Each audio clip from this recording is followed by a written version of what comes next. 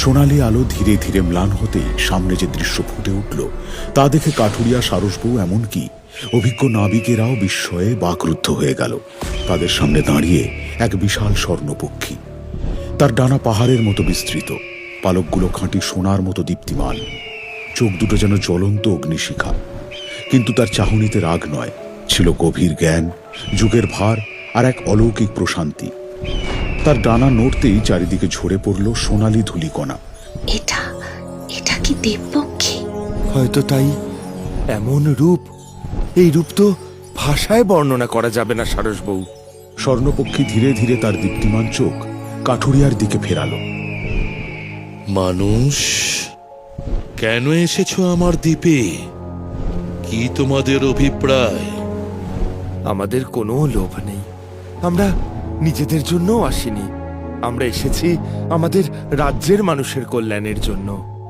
সব মানুষই এই কথা বলে, কিন্তু তাদের হৃদয়ে লুকিয়ে থাকে স্বার্থ। আর তুমি কেন এসেছো? আমি এসেছি আমার স্বামীর পাশে থাকতে, সুখে যেমন বিপদেও তেমন।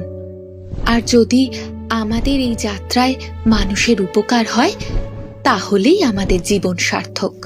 স্বর্ণপক্ষীর চোখে যেন এক মুহূর্তের জন্য কোমল আলো জ্বলে উঠল, কিন্তু পর মুহূর্তেই তার কণ্ঠ আবার গম্ভীর হয়ে উঠল। কথায় নয়, যোগ্যতা প্রমাণ করতে হবে কাজে। আর যদি প্রমাণ করতে পারো, তাহলেই জানবো তোমরা স্বার্থহীন। হঠাৎ চারিপাশের মাটি কেঁপে উঠল। সোনালি আলোয় ভরা উপত্যকা মুহূর্তে বদলে গেল।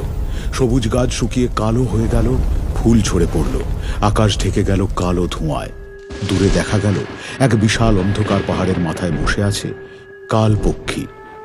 স্বর্ণপক্ষীর বিপরীত শক্তি। তার পালক কুচকুচে কালো, চোখ রক্তের মতো লাল, আর তার ডানা ঝাপটাতেই ঝড় উঠছে।